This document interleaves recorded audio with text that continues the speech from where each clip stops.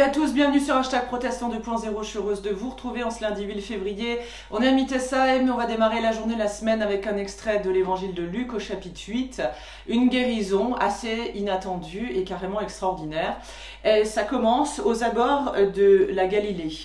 Au moment où Jésus descendait à terre, un homme de la ville vint à sa rencontre. Cet homme était possédé par des esprits mauvais.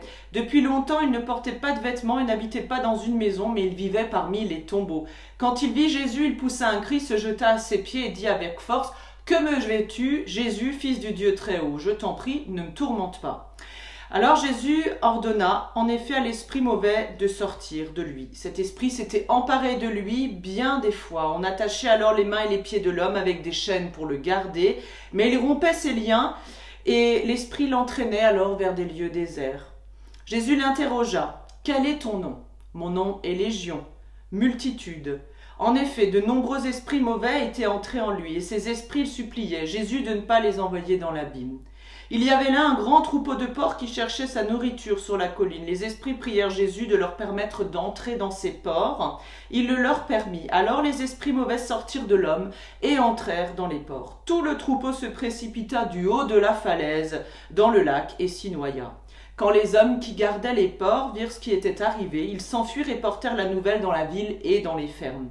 Les gens sortirent pour voir ce qui s'était passé. Ils arrivèrent alors auprès de Jésus et trouvèrent l'homme dont les esprits mauvais étaient sortis.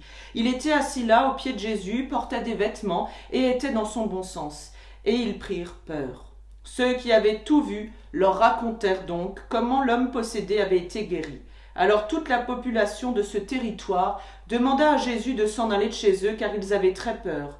Jésus monta dans la barque pour partir, et l'homme dont les esprits mauvais étaient sortis priait Jésus de le laisser rester avec lui. Mais Jésus le renvoya en disant « Retourne chez toi et raconte tout ce que Dieu a fait pour toi. » L'homme s'en alla donc et proclama dans la ville entière tout ce que Jésus avait fait pour lui.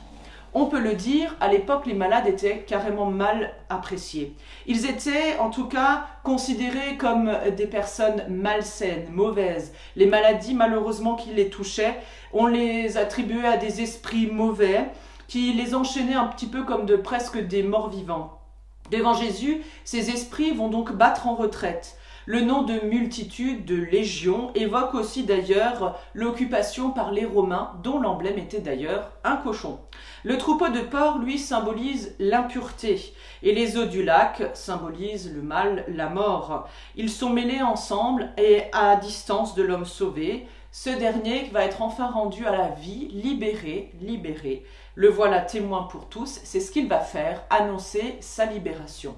Dans le livre de la Société luthérienne, « Quand l'espérance s'éloigne, dans la paix de ton cœur, Seigneur, je me réfugie.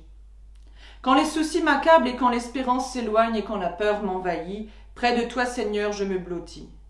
Parfois, il est difficile de dire oui, d'être fort et sûr de soi. Pourtant, il me serait certainement plus facile de l'être si je puisais ma force à ta force, si je puisais ma paix dans ta paix.